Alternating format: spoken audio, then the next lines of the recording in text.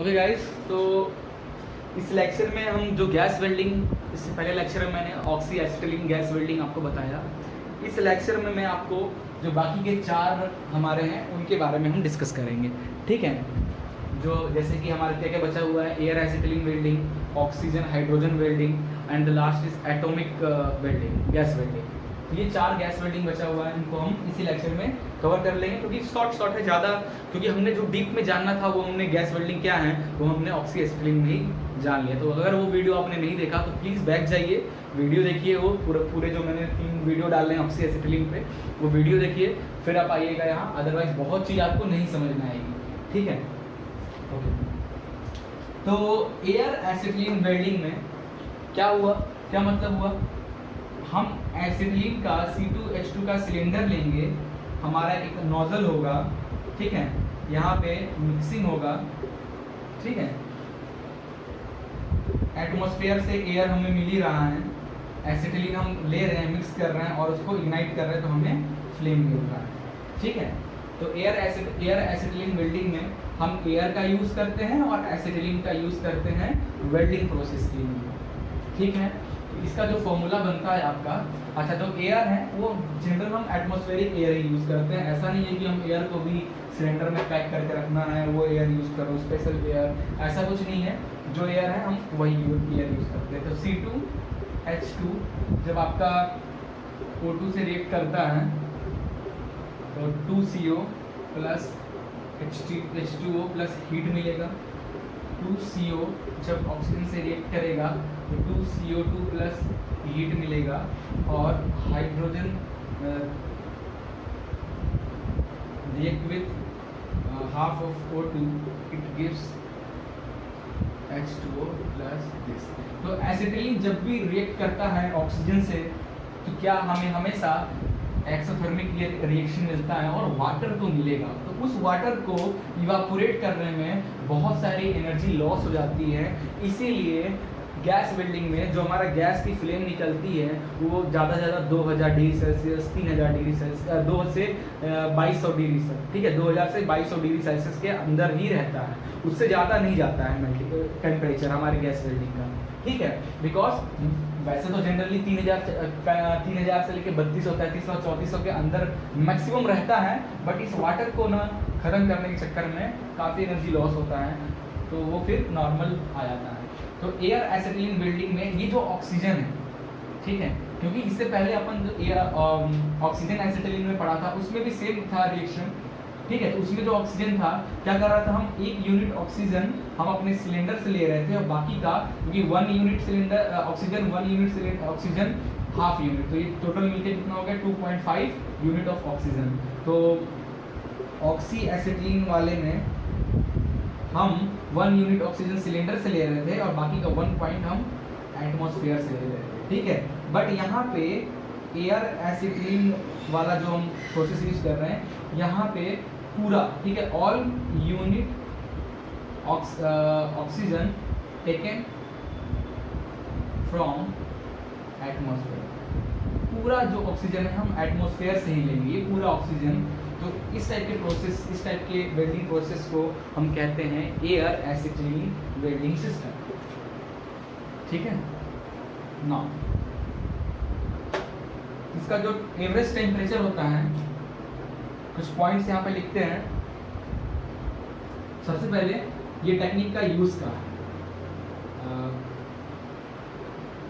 This welding technique is used for low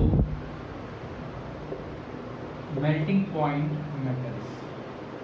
जो low melting points metal होते हैं वहाँ पे हम इस टेक्निक, ये एयर और एसिटिलीन वेल्डिंग का यूज़ करते हैं। दूसरा है एग्जांपल लो मेल्टिंग पॉइंट मेटल्स। लो मेल्टिंग पॉइंट मेटल मतलब एग्जांपल जिंक हो गया, ठीक है, टिन हो गया, लीड हो गया, ये ठीक है। दूसरा पॉइंट है इसका जो एवरेज टेम्परेचर होता है वो 600 डिग्री सेल्सियस से 800 डिग्री सेल्सियस तक रहता है एवरेज टेम्परेचर। तीसरा एयर एसिटिलीन वेल्डिंग का पॉइंट है, इसका जो किस प्रिंसिपल पे वर्क करता है, इस प्रिंसिपल पे जो बुल्सन बर्नर हमारा होता है, जो अपना एलपीजी गैस जिससे घर में यूज़ करते हो ना, आप गैस चालू करते हो तो जो बर्नर से गैस निकलता है, फिर आप इग्नाइट करते हो लाइटर से, सेम प्रोसेस है। यहाँ भी हम बुल्सन बर्नर का ही यूज़ करते हैं इसको इग्नाइट करने के लिए। ठीक है, ये हो गया। ठीक है, तो ये था हमारा overall air acetylene welding process. Next हम डिस्कस करेंगे ऑक्सीजन हाइड्रोजन वेल्डिंग। ठीक है, ऑक्सीजन हाइड्रोजन वेल्डिंग हम डिस्कस करेंगे।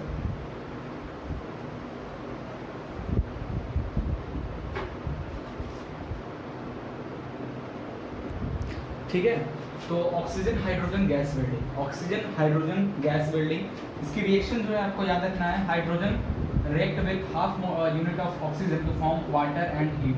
ये जो हीट है यही फ्लेम की हीट है। ठीक है, तो एवरेज फ्लेम की जो हीट है हमें हमारा 800 डिग्री सेल्सियस से 1000 डिग्री सेल्सियस तक मिलता है, बट मैक्सिमम 2880 डिग्री सेल्सियस आपको मैक्सिमम मिलता है। इस फ्लेम का जो फ्लेम निकलेगा उसकी टेम्परेचर, बट इस वाटर को इवापोरेट करने में लॉट ऑफ एनर्जी लॉस होता है, तो आपका जो एवरेज फ्लेम की टेम्परेचर मिलती है 800 डिग्री से 1000 डिग्री सेल्सियस। ठीक है, कहाँ यूज़ करते हैं? It is suitable for use low melting point material such as zinc, tin, cadmium, lead etcetera. ठीक है, now very popular heat source for brazing operation, soldering पढ़े थे, सोल्डरिंग, ब्रेजिंग ऑपरेशन के लिए जो हीट सोर्स है, सबसे बेस्ट हीट सोर्स रहता है ब्रेजिंग ऑपरेशन के लिए। ठीक है, तो example in brazing of condenser, heater, evaporator of automobiles, ये सब रहता है। ठीक है, एक और एग्जांपल ले लो, जो फर्नेस होता है नॉक लॉक फर्नेस,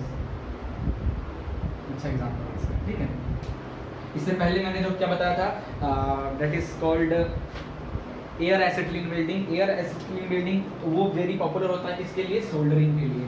ये चीज़ लिख लेना, वो जो आप टॉपिक पढ़ रहे थे इससे पहले, जो टॉपिक जिसमें पढ़ाया था एयर एसिटिलीन में, उसका जो वेरी पॉपुलर सोर्स है किसके लिए?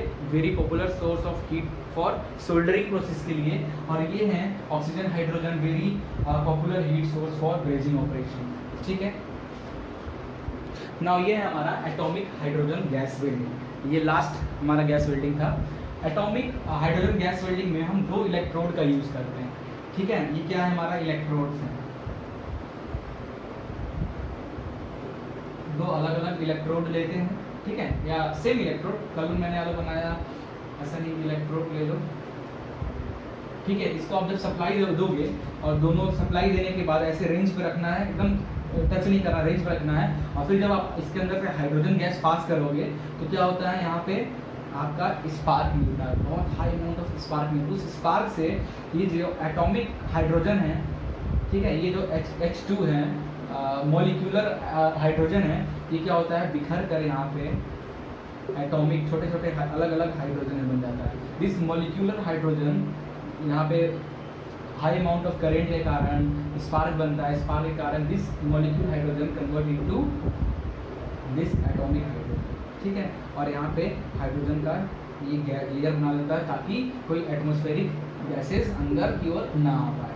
ठीक है, तो इसी हीट के कारण, जो हीट यहाँ पे मिलता है, उस हीट के कारण यहाँ पे आपका वेल्डिंग पुल बनता है और आप अपने वर्कपीस को वेल्ड कर सकते हैं। ठीक है, तो पहले क्या होता है, जो मॉलिक्यूल है हाइड्रोजन का मॉलिक्यूल वो बिखर कर H+H में बदलता है। तो ये जो प्रोसेस है इसको कहते हैं एंडोथर्मी, क्योंकि हीट ले रहा है मॉलिक्यूल, यहाँ पे हीट दे रहे हैं मॉलिक्यूल को, तो एंडोथर्मिक रिएक्शन हो रहा है।